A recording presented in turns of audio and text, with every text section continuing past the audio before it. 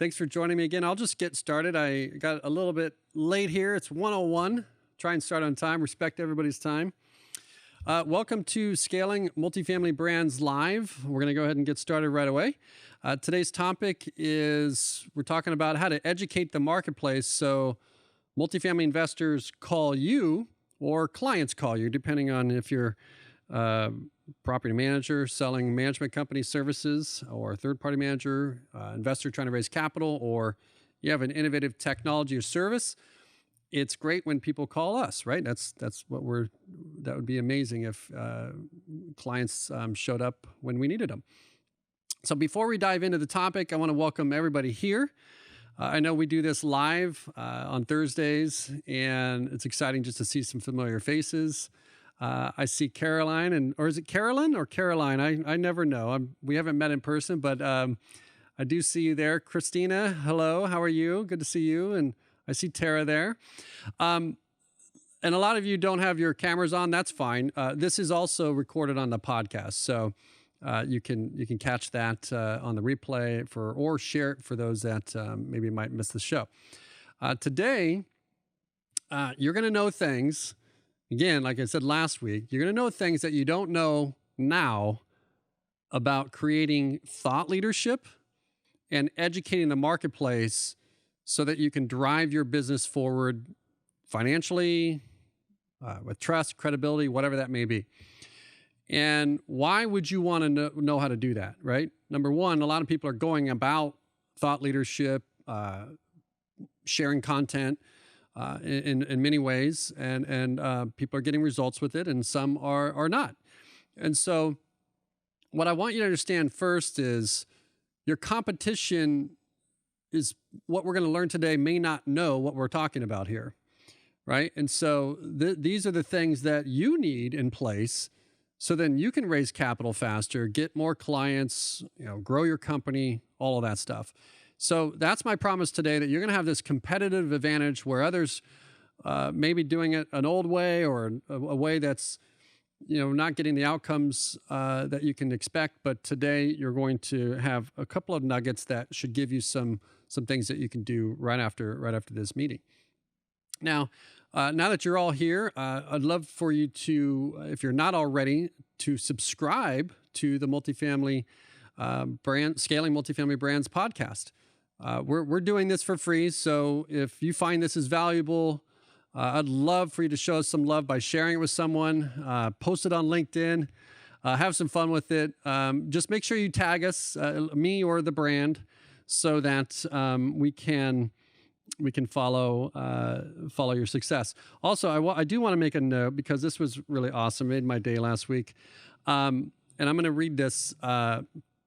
This is from last week. We had somebody reach out, well, not reach out, but share some wonderful things. And I'm going to read this. And this is from Christina. She's on the call today. I'm going to call her out here. She's going to get some words that she wrote. I just want to say this. On her LinkedIn, she mentioned last week, she did what we said, right? Like we talked about the K, the P, the T last year, like do the practice, but we asked, hey, share it. And she did. And so I found it, and I thought it was really cool. So she says, joining Patrick Antrim's calls about scaling multifamily brands and the wisdom he brings each week, coupled with the group's feedback, it's one of the best things I do for myself professionally and personally all week. He helps spark creativity and drive and makes me feel like I'm back in school in a favorite class, trying to listen to every note, or trying to listen and note every insightful thing being said. Seriously, I've taken more notes on these calls and at the Multifamily Women's Summit, led by his amazing wife, Carrie Antrim, than I have in the past decade at all conferences and meetings. So, Christina, so glad that that's making a difference, and just so thankful that you would share something like that. That's awesome. And I like also how you mentioned about the feedback of the group, not just what I'm sharing, but the collective genius of those that are on the call. So thank you for that. And then I think I see Carolyn here too. I caught something that she wrote. She says, biggest takeaway from Patrick Antrim's Zoom call today about scaling multifamily brands was the KPT. This was a reference made in the presentation by Patrick Winston. Knowledge is important. Practicing, getting in the reps is also really important. Talent is important, but not as much as what we know or what you know. Had to jump off early, but awesome content. So again, thanks for that. Glad that it's making an impact, and hopefully you can have some fun with it and do some of the things that we share here with your teams as well. So anyway, so that's what we're talking about, right? Let me just I guess the thing that is important about all that is when we go through this, there's moments that happen in what we call flow state. And I happen to read some comments from Christina and Caroline from what they've written in their moment where they had an inspiration at the moment of highest engagement. In other words, as life goes on, things diminish for us, and we forget about the event we went to, or the concert, or the song we heard. And so when people are able to experience something like that, document it, put it in writing for others to see it and hear it, it means a lot. It means a lot to us, but it also could mean a lot for the people that you want to influence. So anyway, back to, I'm talking about sharing and all that stuff, but back to this community, I want to invite you guys back to the Scaling Multifamily Brands Facebook group. This is a way for us to connect. We're just getting it started. We need some more engagement in there. That is, we're collecting the right people, and then we're going to start really bringing some value behind the scenes. So go ahead and join the Multifamily Brands on Facebook. Just search, Multifamily Brands on Facebook. And then if you don't have that, you can simply go to mclients.com. You click on podcast. You're going to find the link that will allow you to join from really any of the podcast sessions there. Just go into the show notes and you can connect there. So here we are talking about some of the things that are coming up. We'll post those in the event group, some special content as well. But we have the Investment Summit coming up, the Multifamily Investment Summit. That's at multifamilyinvestmentsummit.com. That's fast approaching. It's coming up this month here. This is our highest level event, multifamily, and really it's for really this collision that's happening where multifamily investments, technology, and innovation are converging so that people are building modern ways that people are leasing apartments and getting financial returns out of those. So operators, high net worth, family offices, and people that are building multifamily portfolios go to that event. So encourage you to get to there. A lot of awesome content that's free there on that website as well. So today I'm going to open up with a few thoughts. Then what we'll do is, as you know, we'll go right into the discussion. And if you have questions, you can ask them at that time. So we're in part 3 in a 5-part series on the trust and credibility roadmap. And this is for multifamily companies. And it's really who knows you and what they know about you matters more than your investment, your fund, your deal, your transaction, or even your product, your service, whatever it is that you have for value. Who knows you is and what they know about you is more important than the actual deal itself. And you can listen to an overview of how I set up this series. It's on the podcast. The episode is named the Trust and Credibility System it's a roadmap, Trust and Credibility Roadmap for Multifamily Companies. And that's going to give you sort of that overarching view of these 5 stages. And now we're in part 3 where we're diving deep into each stage. Now, last week we talked about the marketplace. Really, how do you reach people, how they like to consume content, the buyer's journey, all that stuff, how to reach more people at scale, sell at scale. And in this episode, last week, it was called Revenue-Based Branding in Multifamily. So if you haven't heard that, that's an opportunity to go back and dive deeper into that setup too, because you'll notice we'll start referencing some of these conversations from past episodes. Now, next week, we'll be talking about part 4, and that's the credibility. But today, we're talking and focusing on education.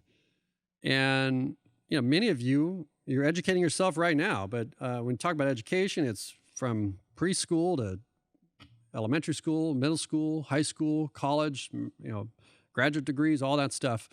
And why do we go to school, or why do we get educated? I don't know if you guys stop to think. We talked about first principles, right? Like, you have a problem, go to solving the problem, or you stop to think before you take the action. Well, why do we go to school? To get educated. What is the purpose behind all that? Well, I bet for you, it is for me, like anybody else, is we want to get the capabilities, or maybe it's the knowledge to design and create the life we want, right? That's pretty much, I think, what we're after, right? Now, in most cases, you have to have a level of education to even earn an income, right? If it all depends on what you choose to do. And if you want to practice law, you have to get educated and pass the state bar, right? Can't give legal advice without that, right? And if you want to do surgeries and save lives and do medical stuff, you have to go to medical school and, go into their programs and their practice. But there are certain things where self-education is truly best. And we know people we talked about last week in the marketplace. We know that people are doing their own research, right? They're self-educating. And this is how buyers are buying today. And so if you might even go to the doctor who has been educated and is trusted, has the lab coat, all that. That's the fastest acceleration to trust and credibility, is the white lab coat, right? And if you go to the doctor and they give you information, even though it's factual and true or whatever, you might also do your own research, because those tools have never been available to us before. So there's articles, there's blogs, there's conferences, there's white papers, there's all kinds of things around medical study, and patients they're not just relying on the doctor's advice, they're getting second and third opinions, and they're doing their own research. So, your healthcare is yours. It's not anybody else's, right? You want to use the trusted advice of a doctor and all that stuff, but people are doing their own research. That's the point I'm getting to. We talked about that last week in the marketplace. We talked about, like, if they're doing their research, shouldn't we just give them the things that they need to do to make a great decision, right, in that marketplace? So what does a school, a degree or an education, what does all of that even do? And really, you're thinking about it, is they're just transferring the knowledge. The professor has it, or the students have it, and they're transferring it from not having it to having it. And what does a salesperson do? What does a multifamily syndicator who wants to get an investor in one meeting? What do? They transfer the knowledge about the deal, who's in the deal, the team of the deal, the marketplace, all that stuff. If you're selling technology, you're telling them what it is, how it works, who you help, all that stuff. So you're essentially just transferring knowledge. And we talked about where they transfer that knowledge in that marketplace. So, you're talking about, like, sales, cold calls, cold outreach, coffee meetings, lunches, going to trade shows, events, holding demo meetings, investor pitches, you name it. You're just really trying to get a sale, you're trying to get a deal funded, all that stuff, but you're really just transferring knowledge. And it's truly a little unfair on the salespeople or whoever that's doing the talking, because you get the one meeting with the client you want, or the one demo, and you're trying to go through these 5 stages that we're talking about all in that 20, 30-minute time. And it's you can't get through you can't get through trust and credibility in that short period of time. That's why sales is so hard. And if you can do it, that's why you're super valuable to companies. If you can raise capital, you're super valuable to companies. And I also will tell you, in that marketplace, people, on the flip side of this, it's troubling, because the way that there's data around this, but people don't believe salespeople. That's the problem. They think, oh, well, they're going to tell me whatever I want to hear. Or, if you're a syndicator trying to get the investor, the family office is sitting back, they're just thinking, like, well, they just want my money. So the people just don't naturally feel that they feel like they're in a sales environment. They're hesitant, or they're going to take longer and all that stuff. But people believe what their friends say and what their friends do. It's interesting, right? So what does, we talked about TV in the pocket. What does this phone, it's not even really a phone anymore, right? It's everything. I hardly talk on it anymore. But I do still call it a phone. What does that, what I've called before, what does my TV in my pocket do? It transfers knowledge. What am I doing right now? I'm just transferring knowledge. I'm doing it, though, in such a way that hopefully it will inspire you at some point, that you recognize you may need some of the things I'm talking about. And during that time, I would have created so much goodwill and reciprocity that you likely will support the things that you are more involved in. I'm not here trying to convince anybody. I'm not trying to sell anybody, but I'm giving you the thought that you, at some point, hopefully will come up with yourself. And that may be something like, I'm getting what you're talking about. And I get this, but I'm not doing this. I wonder if that would work for me. So these are the things that may be coming up in your mind. And that's what we're trying to do in the education phase. We're trying to get people to think. We're not trying to convince them. We're trying to get them to think like, oh, this could work for me. That's interesting. That, let me try that. Oh, that worked. Well, maybe that can work more. So you begin to think, you just start to spend time in your own, you don't even say it out loud. It's just your mind's thinking about these things. And when you do these things, your prospects will start to approach these things this way, right? So we've moved as a world, and you can see this already out just in the world, is that we've moved from just-in-case learning to the just-in-time learning. And what do I mean by that? We're talking about when we went to school, we learned you got to know all this just in case you'll need it. Right? I talked to somebody today on a call around very complex, complicated things that are going to change asset values in a significant way for all of real estate. Specifically, we're talking about multifamily, but for all of real estate.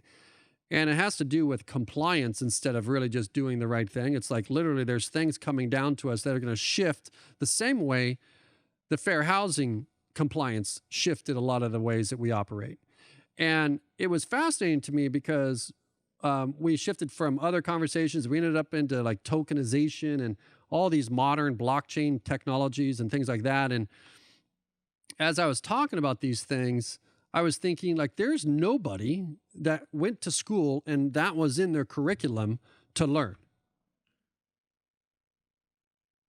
in our industry, because nobody was studying that. And so that's an example of just-in-time learning. All of a sudden, maybe you're an operator, syndicator, sponsor, and people are asking what is tokenization and what's the blockchain going to do to transaction values and all this stuff? And it's they got to learn that stuff. So where are they going to learn it? With their TV in their pocket. Who are they going to learn it from? You. And how are they going to learn it? First, you're going to get the signal. Remember the signal phase? I talked about that. That's the difference between noise and signal, right? Your competition is not who you think it is. Your competition is the attention span of your ideal clients. So if they're scrolling, that's your competition. What else they're worried about? What else they're thinking about? And when they scroll, they stop to pay attention because you got the signal right. People have so much coming at them that they just can't learn. They just can't learn with this just in case.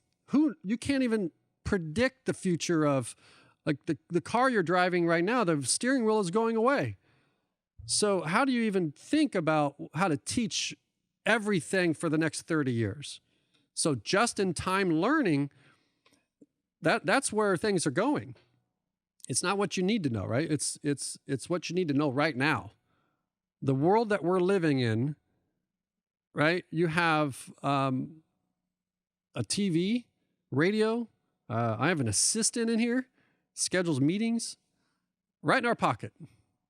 Has all the information that we would ever need at any time right in our pocket. We don't have to carry all these ideas in our head because we can just ask for them right here. So people are consuming education today as it relates to the outcomes they want to create. They're just not looking for information. They're searching for things in relation and in context to the outcomes they want to create. I told you this before, that people don't want our products or information. They want a problem to go away, or they want to create a bigger and better future.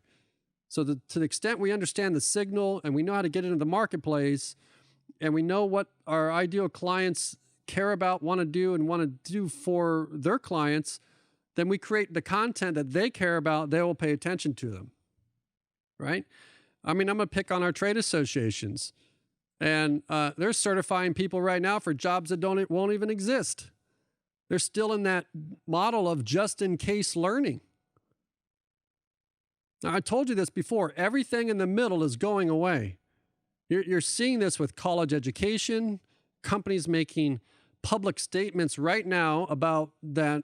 It's not that education is not important. It's that there's not a need for it based on the skill sets that they need to perform the job.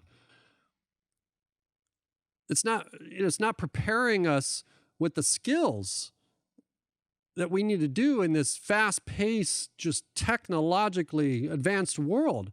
We talked about the collision of technology and investments at the investment summit.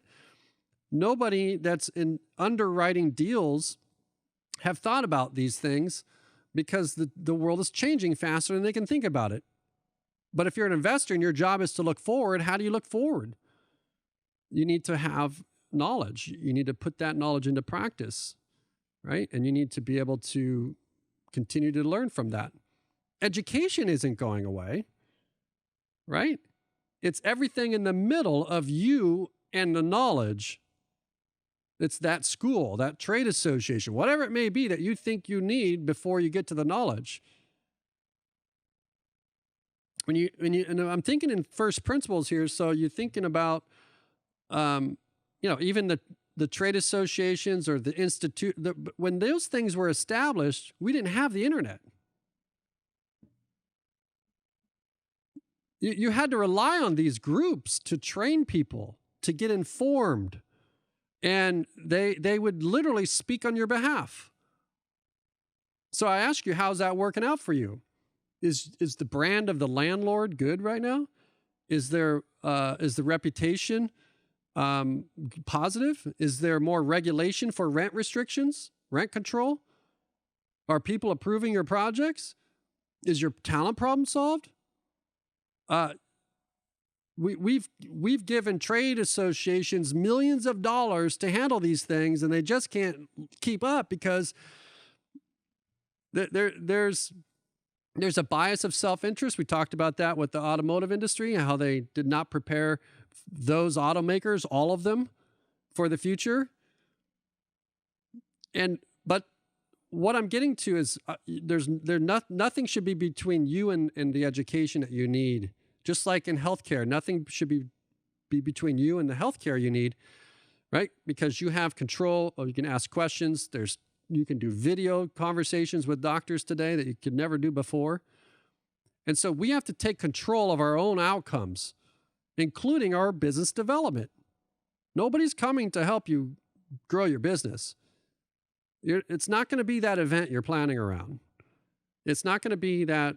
It's just nobody's coming. And so during these older times of which we still establish and relate today, remember, your competition is still going to do all those things. I told you, they're not going to think like this. During those times when that's all, you had to depend on others, like a trade association or event or these types of things to get education or get to the market, we relied on those things in the middle. And again, we didn't have internet. We didn't have social media. You had to go there to meet people. You don't have to do that anymore. We didn't have learning management software, on-demand learning. There's literally virtual learning. You can show people with the metaverse and all that stuff coming. We didn't have access to be able to just quickly publish a video, a how-to. Maintenance technicians are showing them, like, here's the gas leak for when there's a problem, an emergency. Now we don't have to think about where it is next time. Here it is, not just a line item in the manual, like, here it is, it's behind this bush. You have video. You didn't have that before. We all have access to knowledge at our fingertips. So everything is moving to self-education, but not just information. We publish information about how rent control is bad for markets. Does that move people to change behavior? Absolutely, it's not. Because informing people is not what I'm talking about. You need behavior change. You need to try your product. You need to invest in your program. So informing people, talking about facts and information is not what we're talking about here. But everything is moving to self-education, but it has to be in context to the problems they want to solve, the goals they want to achieve, and the outcomes that your ideal person wants to create in their life. So I'm sorry, I'm getting on a little rant here, but if people are self-educating and they're doing it around the results that they want, this just-in-time stuff, right? Then all you want to do is create things that just help them with that. It's not very tricky. If you know people are thinking about these outcomes and you want these, then help them create the content that helps them with the things that they want to achieve. You want to give your prospective investors, your prospects, client prospects, ideal clients, whatever you want to call them, whoever you are trying to do business with is what I'm getting at, right? Give them the education they need to get the result they want. Now, you're not saying, hey, I know this, I'm smarter than you, you should do it this way. You just are very clear about the outcome they're trying to go for. And then you're just showing them the way.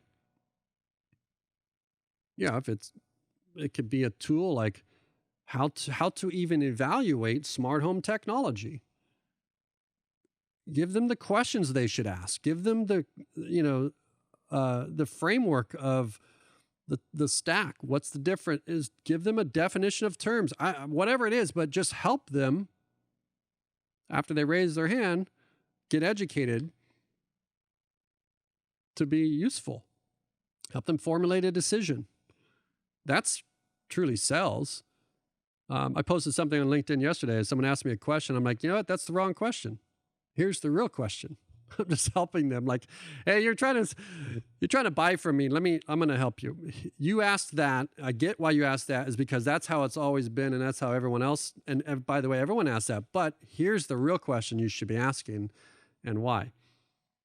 So if you're helping them make good decisions about the things that you know they want to do, you will be the expert or more knowledgeable, right, about the thing, the subject matter expert, whatever you want to call it. And not just about information, but the things that they care about, the people you want to spend time with. If you're the subject matter expert about the things that they care about solving, sales is easy. It's never easy, right? But it's easier. Conversions are easier. The conversations are more useful, more valuable. You feel better about them because your just intention is to help them ask the right questions to become a customer. And you move into more of like a trusted advisor than anything else. I have an Apple iPhone. I don't have an Apple. An Apple, it can be many things, right? An apple is something I would eat, but this is a brand, Apple, but this is an iPhone. But when you walk into an Apple store, are you really needing to be sold? Or does that person in that red shirt just help you understand what model you need. How much storage do you need? Do a lot of videos? You start to see that's sales.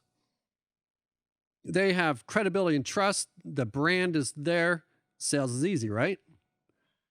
So put on your red shirt, help your ideal clients. And the red shirt is, if you've been in an Apple store, they wear the red shirt. But put it on and help your ideal clients make the right decisions.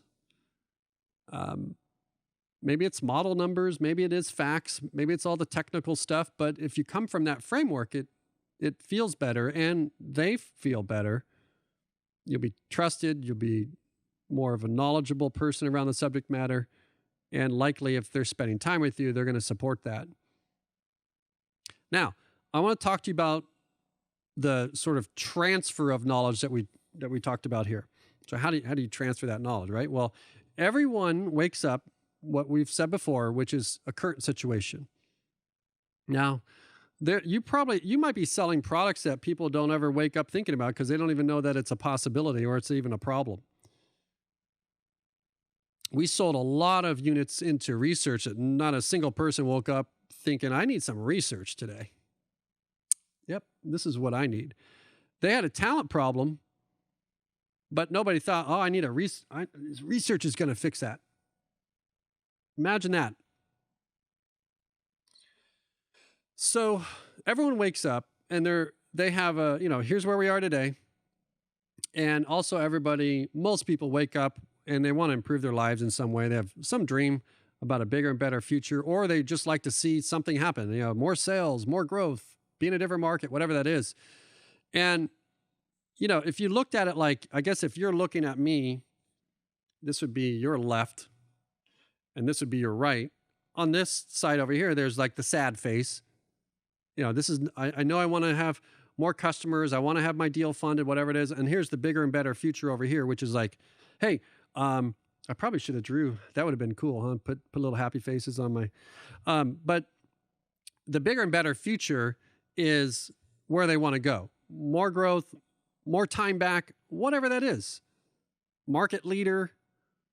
And if you're thinking about your ideal investor or your client, and you know that they're over here and they have this sort of current state and they're stuck. Maybe they haven't decided, they've done nothing because they don't understand it. Like they may have watched everybody get wealthy in apartments because they didn't have the courage to say yes, or they didn't ask the right questions. They didn't, right? It could be they're missing out on smart home. They're not doing self-guided tours, whatever it is. That's their current situation.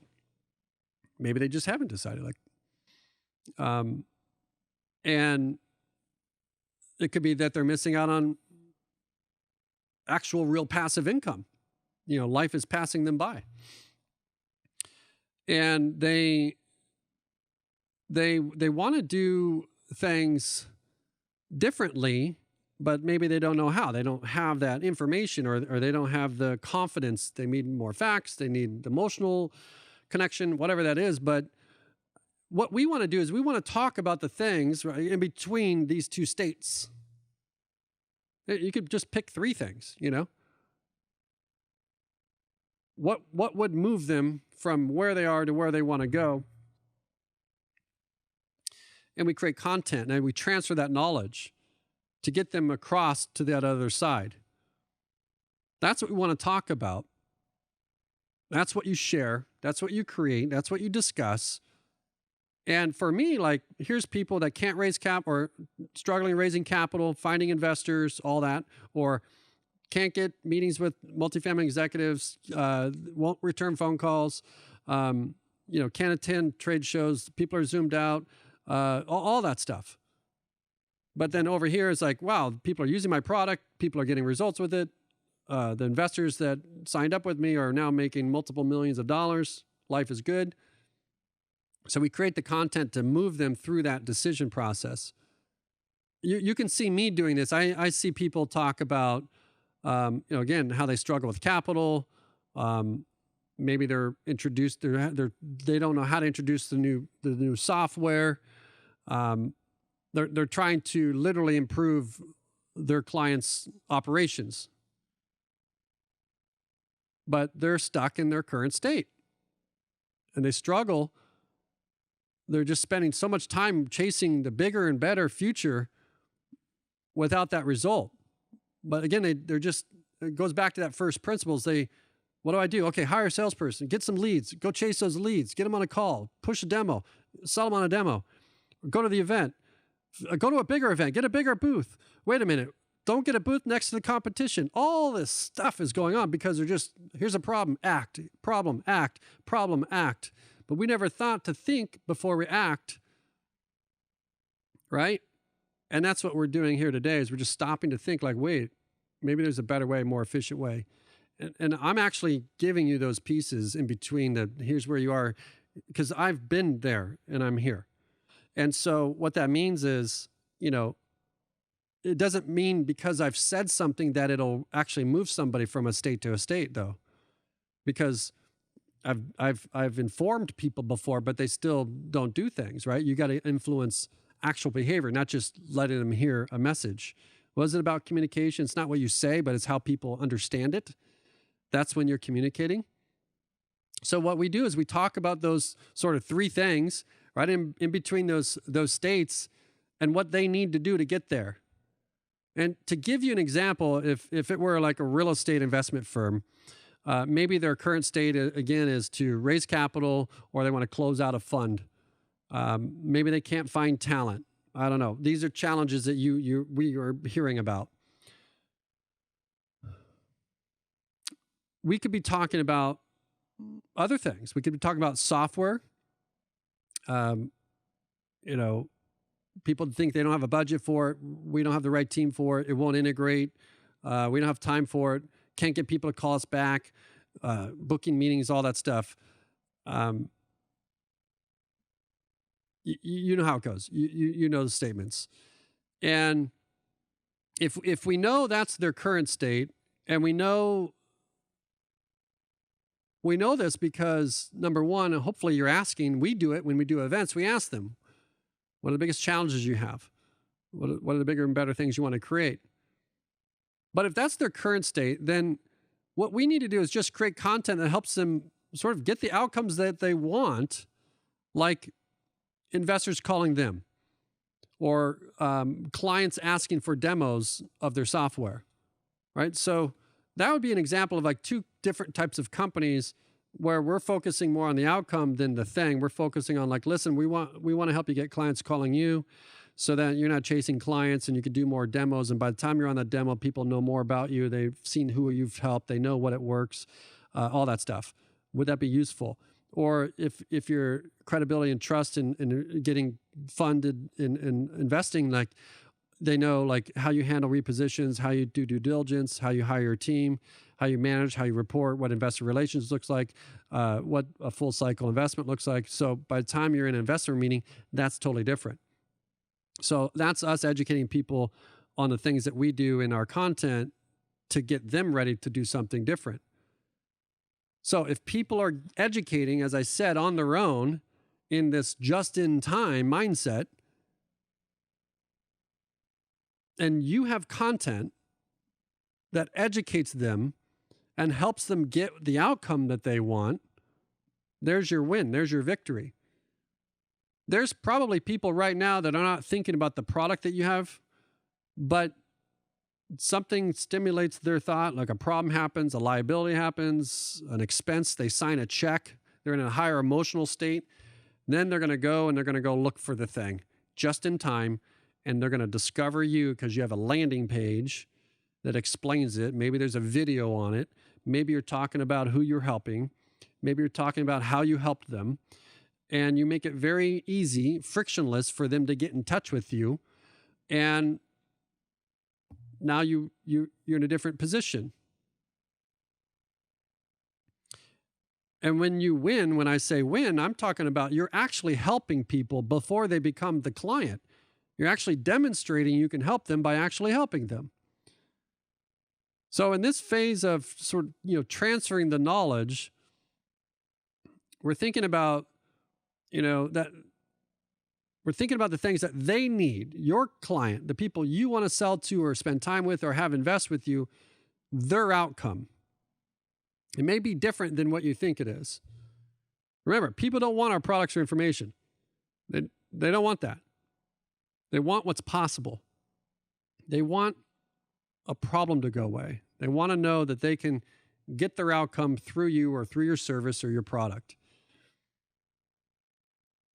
We're talking about ideal people we want to spend time with here, right? Not what we have. Most people, when I said you're going to know things that other people don't know, this is going to give you a competitive advantage, because just start paying attention to how people in business development talk about the things that they can help people with. They talk about, I have this. Here's what I do. Here's what it does.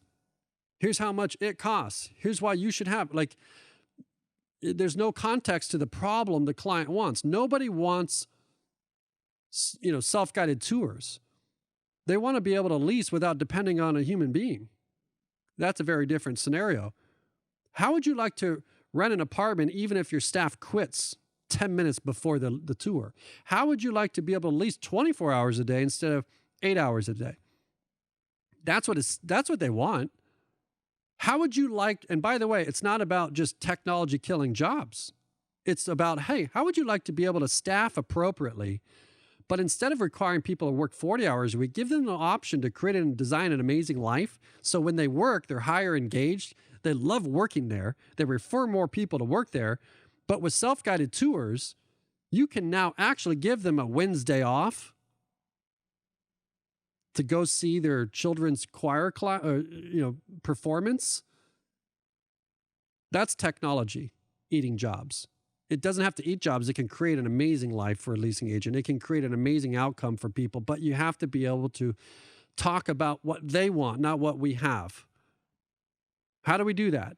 Make it all about them, all about what they want, all about how they get it, right? And then instead of saying, buy from me, sign up, instead, what you're going to do, you're just going to let them know who you're helping.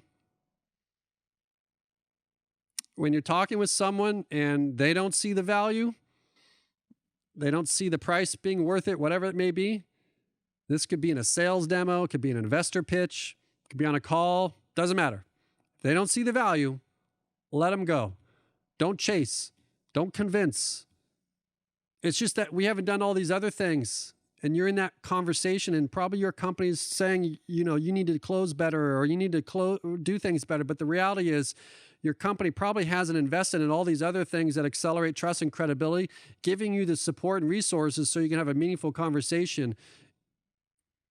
The Apple Store person that has the red shirt and they're just helping me buy the product, they're amazing closers. In fact, and Costco is too. They're amazing closers. I literally buy before, right? Companies and brands have to get behind their sales teams and their people to support them for the success they expect from them. And if you're chasing people because they don't see the value, they will resist and even argue with you because they've made decisions. We have software that can save people hundreds of thousands of dollars in multifamily to go to market. We don't even talk about it because we already know they already made a $300,000 decision. And I need to let them sit with that because that's hard to move away from a decision they've already made, even if it's the right decision. So don't convince them. Don't argue with them. Don't chase people that don't see the value. The reason why they don't see the value is we haven't done these other things. Now, I've been telling people since 2019, and even before that, we did a commercial that trade shows are dead. I wrote about it in magazines, and that was all before COVID, is because it just didn't make sense. The way people buy. We have TVs in our pocket. I already talked to you about everything in the middle going away. You cannot convince people, even with the right information. I talked about it last week about Change or Die, the book. People do not change, right? They die. They eat foods that kill them. They inhale cigarettes that kill them. Even though that they have the facts and information, it's not enough. Informing people is not enough. People do not want our products and information. They want to know what's possible.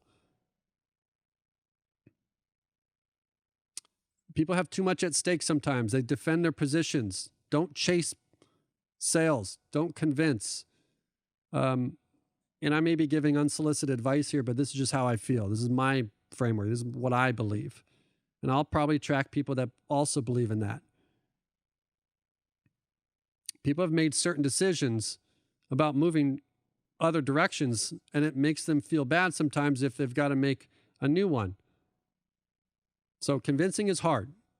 And Joe Polish says this. He says, a compelling offer is 10 times more effective than a convincing argument.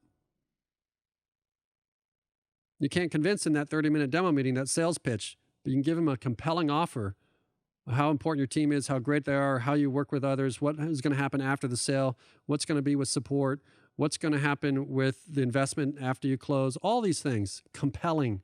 Convincing, very hard. But here's the magic.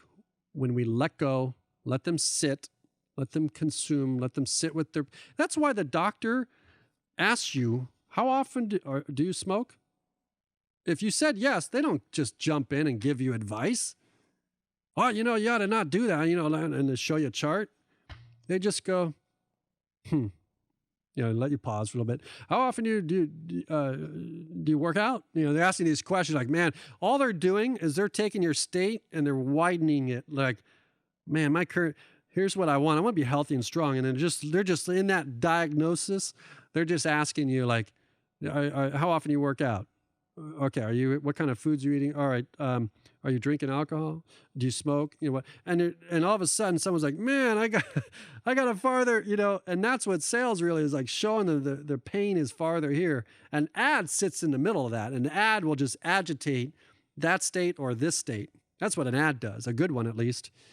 And so you got to let people sit with it. Let them know you just went in, you talk to them and let them sit with the value you may have presented or heard. And here's what you do that really converts really well, because we talked about it, because you're in a frame of a sales presentation or a pitch for an investor. So they're kind of like this, I mean, let me check. Maybe they had a bad situation you don't even know about, like the past purchase they made. You're fighting against someone you don't even know. Remember, competition is your attention span.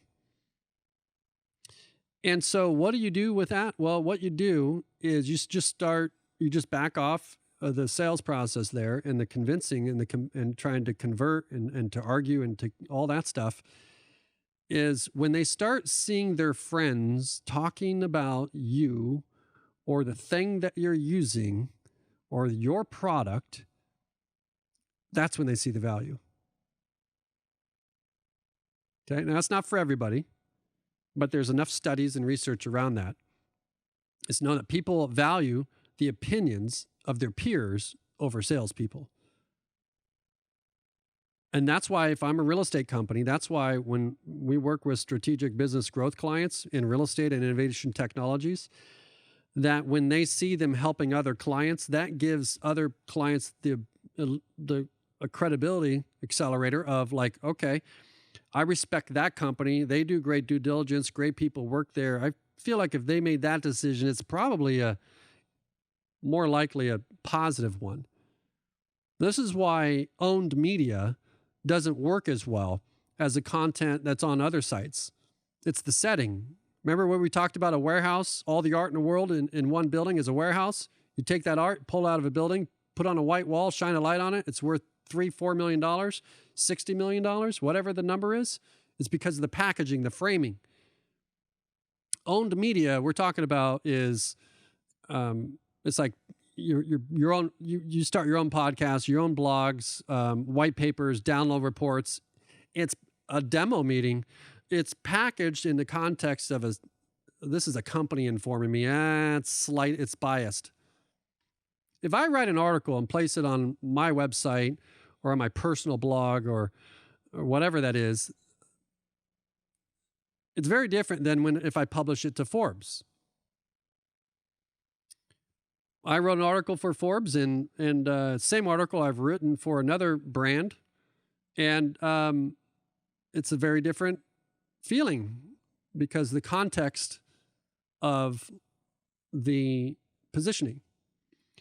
So if we can get you to build trust and credibility outside of the framing of a sales presentation, where it's like objection, convince, overcome it, convince it, fighting, all that. It's just a resistance. So let them sit with their current state, let them know what their possibilities are in their bigger and better future and how your product bridges it, and go sell their friends. And when they see their friends working with you, then, and especially in real estate, multifamily, it's a herd scenario, right? So how do you get people to actually call you? The goal in this phase is not that they convert. The goal in this phase is that what I said before, and even the last week, on the practice part, which was the big P, if you remember the formula, the K, the P, and then the T in the formula. This is the Patrick Winston formula. And what we're doing here is you're gonna create this content. You're gonna start to wonder, is this even working? You're gonna post something and you're gonna just go, oh, nobody liked it, nobody shared it, nobody called me, I didn't get a lead. No, and meanwhile your boss or you're like, we got to close the deal, we got to get leads right now, we got to rushing the process. Name a process that you rush that works out great. Try and get married in 3 weeks. Can be done. See how it works out. And the good news, what I'm saying here is when you know the current state and you know the desired state and you're creating that content that helps people formulate a decision and move them to their bigger and better future, then what's interesting about that is it's hard work. And it's not immediate satisfaction. It's that practice. And the good news, like I said at the top of the hour, is you're going to have something in here that most people won't know and then other people won't do. And that's going to be your competitive advantage. This is the good news here. Everyone else that will try this stuff will do it. And they're going to feel like, it's not working. And because what they're going to do is they're going to optimize for the wrong things. They're going to optimize for, I posted that, nobody called me, I didn't get a lead, nobody downloaded the report, whatever it may be. What are they going to do? They're going to quit. They're going to retreat. Right? It'll appear like it's not working for them, but that's the good news. They're still counting on the people in the middle. Now, this is where you start to win really the long game. And I say long game, you're like, oh man, Patrick, I get it, but I need to be here by then. Like in 30 days, I need to be here. Don't talk to me about the long game. I get it. But if you've been doing the long game for the last 36 months, you wouldn't be worried about the short game. It's the consistency. Now remember, innovation is about trying things. It's about making something better. And the only way to do that is get it out there so you can get the feedback, make your adjustments, try new things, and then we get it right. That's what it is. It's about making something better. That's what innovation is. And in your case, it's marketing and sales. We are optimizing not for the lead, not for the close, not for the call, not for the conversion. We're optimizing for understanding, right? Not for the sale. That's what we're doing in this education phase. Now, you may be thinking, well, I have this big brand, I have this big company I'm part of, how can I do this for the entire company? You don't actually have to. Some of the best salespeople that I observe in the multifamily industry are titled as salespeople or business development, but they really do all these things. I just don't know that they've collected the ideas together and know that they're doing it. But the problem with sales is that once a person on a sales team of 30 gets good at something, they're not going to educate the other salespeople because they're going to want to get the higher ranking and get the award and the trip and all that stuff. So it doesn't really help the company. And if you're part of a team and you're not helping the company, nobody wins. So when we get this marketing right on behalf of the brand and the company, and you can build this trust and credibility at scale, then every salesperson benefits from that in every demo, every presentation that they do. Even if they quit, it's still that stuff is still serving the business. So in this phase of education, we are optimizing for people to understand. We are not trying to optimize for a lead or a close or a sale. We want them to raise their hand and just say in their own mind, this is very interesting. And I'm actually, I see how that could potentially work, and I'm not really doing that right now. That's it.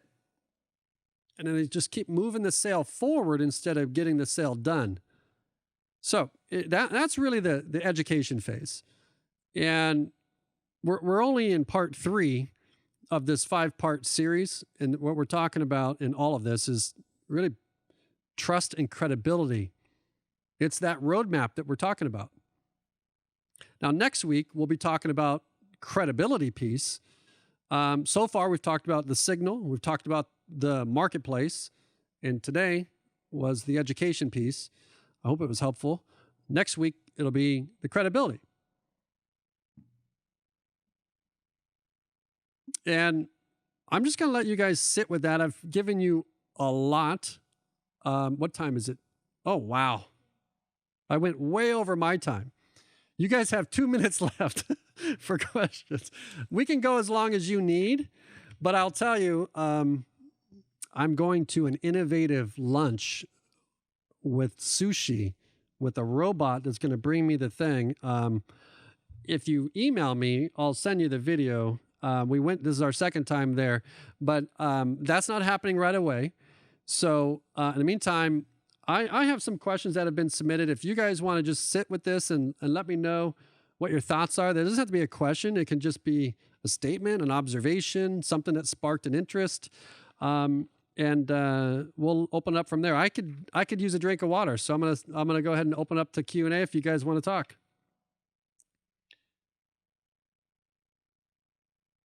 I have to my left a candle, and it's supposed to calm me down, but it doesn't seem. It seems like it lit a fire today because I went way over my time. So, and I see Leslie back. How are you guys? Maybe I should pick on some people here. Maybe should I? I can't read the comment. I think somebody made a comment here. Do I? Jeannie says, I love all of this. I think there's more to that, but. Yeah. Well, this is Sherman Jett. Hey, Sherman, welcome back. How are you doing, sir? Good. How are you? You know, every time that I attend one of these, I always redo or change. I'm redoing my whole website because of you. Oh, well, I hope that's great, right? Of dealing with customers and potential customers and being able to reach people. You know, I was in the sales side of what I do. Now I'm in the informational side. I'm just explaining to people their pain points, how we solve them, instead of selling them what we do. I mean, what we do is the issues that they have. And I'm now talking about, and by doing the videos, additional videos, explaining to people how we can seal an exterior door for 20 years and not patch it up, to actually show them so they can see that, you know, our exterior door products actually look very nice. And it's not a Home Depot or Lowe's, you know, metal little flange or peel and stick. So every time I sit on one of your presentations, I'm always changing something. My mind is changing the process, which is benefiting me. And you know, like I said, eventually we're going to do some business together. But I humbly appreciate the information because it's making me rethink the way I do business. And from a national standpoint, my company is growing, but I'm pretty sure it'll grow much faster. And I'm patient. I mean, like you said, you know, 2 years, 3 years from now, that customer that's sitting there and says, hey, I got 600 doors I want to replace. And they're going to say, oh, yeah, I remember that company and I remember the videos or I remember the conversation. Well, now maybe we only need to replace 110 of them and let's seal all the rest and keep going. So I humbly appreciate this information because it's changing my mindset and I need to change. I've been around for 11 years and I'm, continuously trying to build this brand.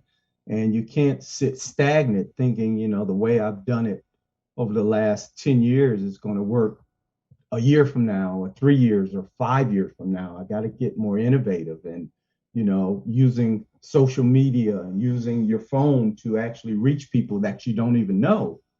And I don't have to pick up the phone and call 30 people today. The information comes to them. So thank you very much. I appreciate that. I love it. You mentioned the information comes to them and you're selling at scale, really. And so you're also, it's one thing to build a business and grow a business, but it's also, you can also grow the business and grow the problems, right? Like having more issues, right? But if you're getting time back too, life gets better because, now you're showing up different for your business and that makes the business better as well. But I love what you talked about. You said, we talk about the challenges and the problems and the issues that they have. And I made a note here, whoever talks about the problem the loudest wins the game. I don't remember who said that or where it is, but if you can agitate, enough of the challenges and bring enough attention to it, then you become that subject matter expert of the ones that are aware of it and can create the value to make it go away. That's what's exciting about what you're doing is you actually have a solution where you just said at scale, if someone heard that, like, wait a minute, I don't have to do 300 doors. I can only do 120. And they start doing the math in their head about how meaningful that value, like, wait a minute, they look at their lenders as partners. And they look at you know what they do to vendors sometimes at events? They're like, you sit over there, you pay for everything. And all of a sudden, a vendor's more of a strategic partner, bringing value, putting money into the pocket of the operator so that that operator could, number one, do great things with energy efficiency and just good stuff, but also, finding them a good way to keep more of the money they're making because that's a problem right now. They're all trying to raise rents to make cash flow. And here you come in and say, hey, listen, I know you have to do this expense, but I can show you how to do it in a way that's still good quality, still the best outcome for you. But, I'm going to make it I'm going to do the math for you. It's going to be a very easy decision. So I love it. I love that you're out there going at it and going for it. That's awesome. Patrick, that's kind of what we did when I came into Trust Hab is that everybody has a smart platform, smart devices right now. Everybody has it. So I tried to look at what we could give people that they didn't have. And so I've never said that we are a smart technology company. We're a smart platform. But one of the things that I realized was important was beyond like a short ROI, going out and giving them information that they would have to obtain or pay someone else to do for them by gathering rebates and incentive information for them in every area. As we're going to educate you on this. You probably didn't even have time to research this to know that this is available to you and what fees you can pass on, what amenity fees you can pass on, so that you're not only getting everything else that everybody else is telling you about this equipment, but we're educating you on, rebates, incentives, where you can make money on fees to reduce your ROI even less. And so I took a totally different look at it to see what somebody would need and then went that way I love it. to I change love the it. conversation. Yeah, no, that's great. And, it brings me back to even like long before information was easily organized on the internet and Mhm. stuff. I mean, back when the print was a part of advertising in multifamily, you would have sort of sales business development where they would visit properties and they became recruiters. They became a source of market intelligence. They became something other than just the ad rep. and Right. access to that information in an area of time where it wasn't available as it is now was useful. But the psychology, I guess, of being helpful, creating value in alignment with the things that give them victories is really cool with what you're doing there. That's awesome. And instead of no strings attached, like the whole Macy's thing. Remember back in like Miracle on 34th, where if we don't have it, I'll find it for you. That type of deal. Like I just want to be your partner and educate you. You don't have to, you're by no means like obligated to come and use me. Yeah, that's interesting you said that. I love that. And you know how you can relate that to even posting something on social media is there's, and I'm testing, I'm always testing, but there's the here's some information, here's a or what have you, but schedule a demo with me or click on a call or click on the link or whatever. But I've been just taking it out completely because I'm optimizing for understanding, right? Like there's no Right. commitment, to this. There's probably some other analogies you can think about in the world. It's like, well, it's the vacation stuff where they would say, come to a seminar, for whatever and get and everyone just kind of knew like, oh no, Yeah. I know what's at the end of that conversation. I'm not doing it. And it was the intent was framed the wrong way. So I love the no strings attached. And then, you do it enough, they know how to get in touch with you, Right. and how to work with you. So that's awesome. Who else has anything they want to share? Anybody else? I've got some questions that were submitted here. If we want to go through them, if you guys want to stick around, I'm here for you. This was interesting. Is for a wealth management, and it's identifying. So this is a wealth management firm that is advising and making long-term financial decisions on behalf of others.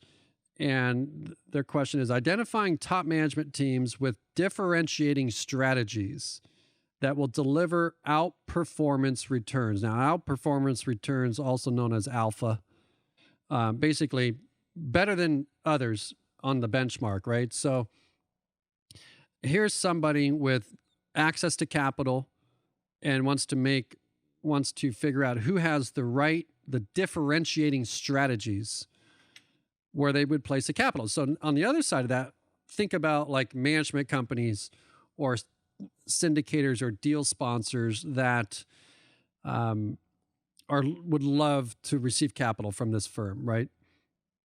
And while this firm is looking for who out there has strategies that are going to approach the business differently so that they get to their yield or protect capital.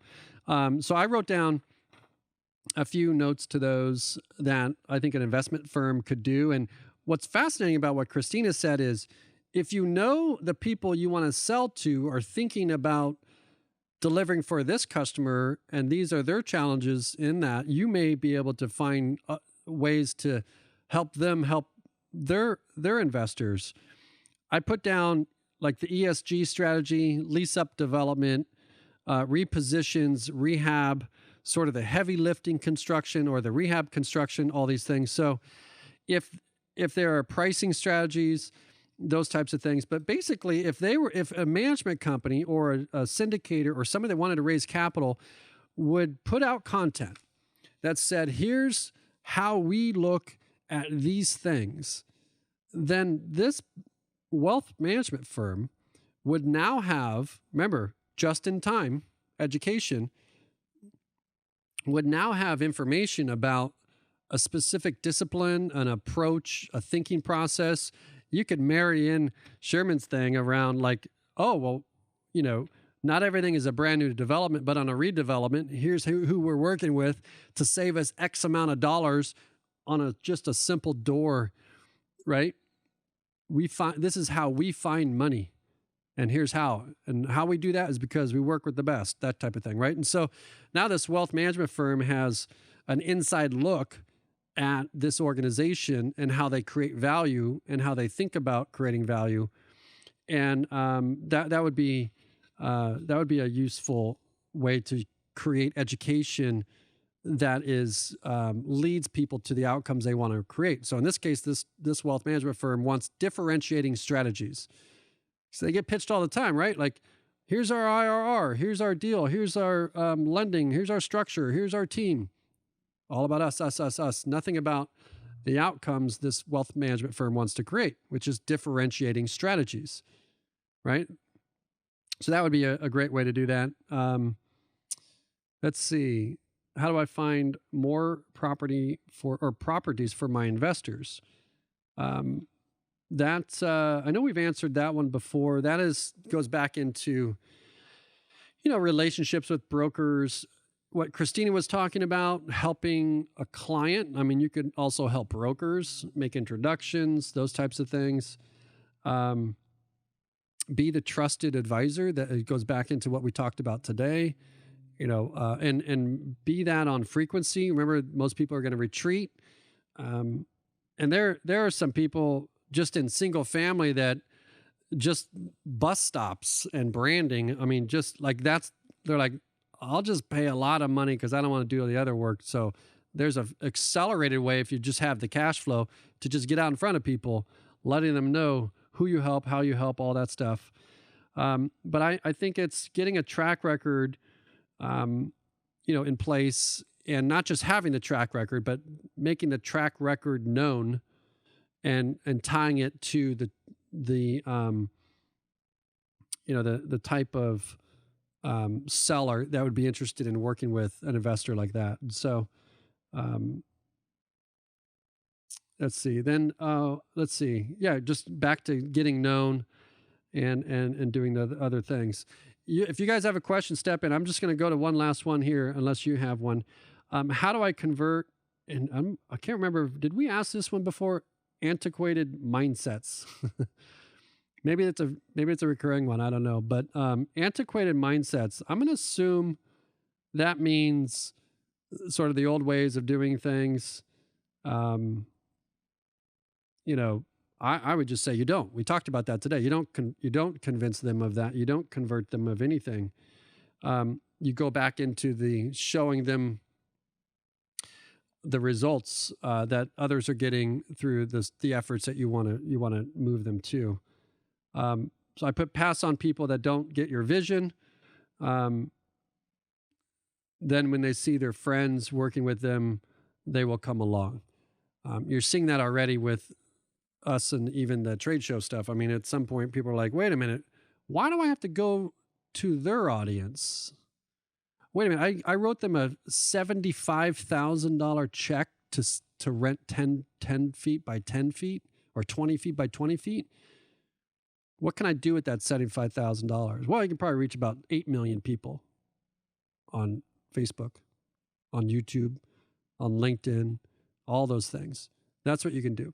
And so I think once people start seeing other ways of doing it and other people doing it, then that's when the move happens. And it's anything.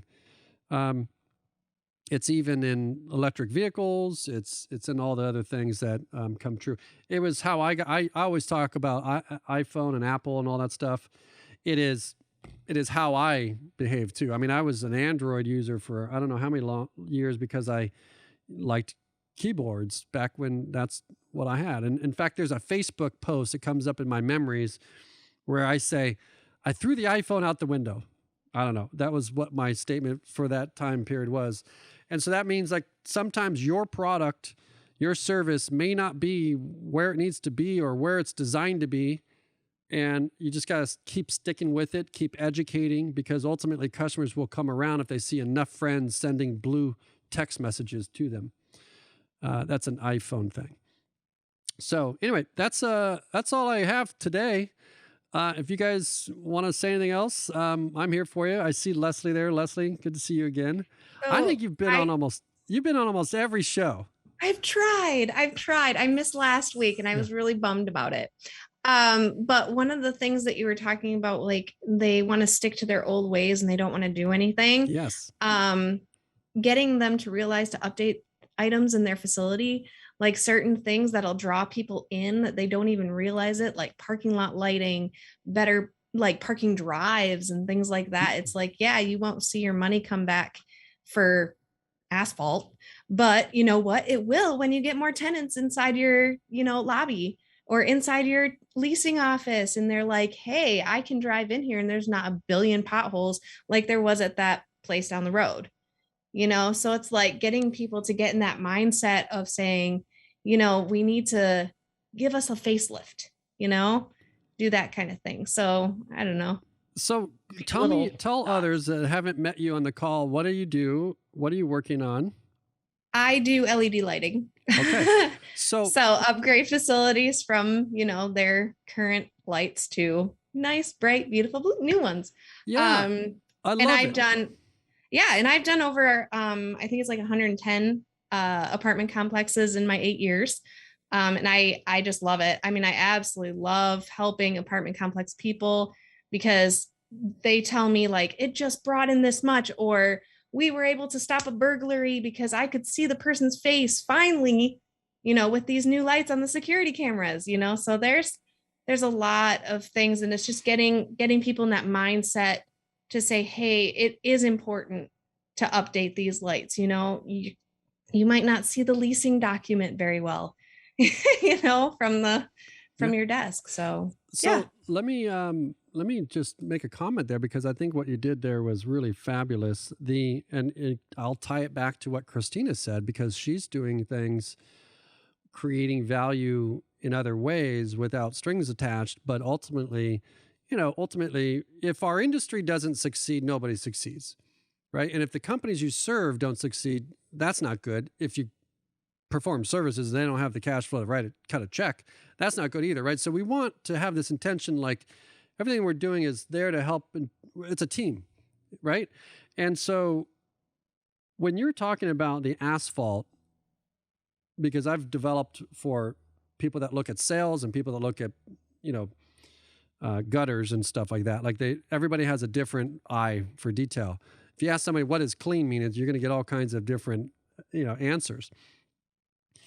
But if you're selling LEDs and you have products that can improve safety, performance, leasing, all that stuff, even efficiency in operations, then there are some really unique values that can be created around educating them on things around like that have nothing to do, like they have to do with them leasing more. Like they wake up worried. Remember we talked about, what do they wake up worried about, right? They're not waking up saying I need some LED lighting today. But they are waking up thinking about, how do I rent more? How do I separate my brand from the next? How do I differentiate? And how do we meet our budget? How do we, we have a capital event. We're selling the property, right? How do I make due diligence go well when I know the people that are going to buy it are going to walk the property at night, if it's exterior lighting and stuff like that you do? Do you do any exterior lighting or LED or? Yeah. Okay. All of it, the whole shebang. Yeah. So I actually helped an apartment complex put in canopy lighting under their car or over their cars. They had zero. So it was completely dark, totally unsafe. I mean, you're walking to your car at night and nobody can see you. So you could get backed into, you could get hit, anything. And as soon as we did it, it was like the sun came out at 2 a.m. Yeah. So it was great. You have, everybody should be thinking about you right now. I hope so. I mean, when I go to places that I am, so there's an emotional, I'm going to just make some notes here. There's an emotional conversation I think you can have, because the facts are LEDs and they light up and whatever the things are, right? That's the facts. But the emotional thing is, when Ford sells cars, they sell them either to like trucks, right? But then they're making their trucks, they look like luxury vehicles. And you'll notice that in their commercials, there's facts and there's details, but there's also emotion. And in any good movie you go to, there's facts, emotion, and details in every movie. It's just there. So like they'll have the truck towing a boat, and then someone's like, "Oh man, I've been trying to get a boat. I've always wanted to get a boat." That's the emotional piece. Or, they it hits the dirt fluffs up, and they drop down the tailgate, and then all the buddies pop open the tailgate and run with the surfboard out to the beach. So it's not like it's a 4x4 and can do that. That's facts. It's not. Because what's different about the emotional is that, you know, with the 4-wheel drive, you can, drive down the beach and surf any wave you want with all your friends. So that's what the truck takes you. And So when you're talking about lighting, I notice in these Ford commercials, they even have them pulling into the valet under the lights, and the black truck is glimmering and the lighting. And there's more, like lighting is super important. That's what I mentioned in the museums. Lighting in this stage. Before I got on today, they're like, "Oh man, you need the," and I'm like, no, it's good. Don't worry about it. Like they're like, no, you need this lighting. Lighting is the way we see the world, right? And so I think that you can add some educational pieces from leasing professionals to CEOs to the lighting in the office that inspires creativity, whatever that is. I think that there's some other things that you can add value to that allow you to come along that conversation, and then talk about the results. In other words, hey, we lit up this carport, and by the way, they got, 10,000 more a unit or something. I mean, whatever the math is. Yeah. They're not going to tell you the math. We'll post it on Multifamily Biz. What'll happen is when you see the trade happen, you do the math, you do the case study, and then you'll get the ROI conversation along with the emotional. So anyway, I think that you have a lot to talk about. There's also the sustainability rebates, incentives with the lights too, the LED. There's a lot of that available right now to be able to get that back. Yeah. That's right. Do you have any projects in Arizona? Me? Yeah. Not yet. Not yet? I want to. I would love to fly to Arizona. Send me to Arizona, especially right now because I'm in Michigan, so it's disgusting out there. Well, if you do, you can join the live show. We have an audience that you can join too. So maybe that's where we go next. Yeah, I love that. That's an awesome product. And I know the next generation wants it because I'm buying them for my kids all the time. That's all they want to do is light up their room. So very good. Well, guys, anything else? I touched on a lot today, but I hope that was helpful. I appreciate you guys for your thoughts. I know a lot of you listening in. There is the podcast. Leslie, I know you missed last week, but you can go to the podcast. I think last week's is already published. But would love you guys to share it. Let us know if it's working for you. We'll keep doing it. I didn't plan on doing it all the time, but right now we'll do it next week. I know we've got 2 more parts of this series, and then we'll have some fun. All right. All right, guys. We'll see you. Have a good week.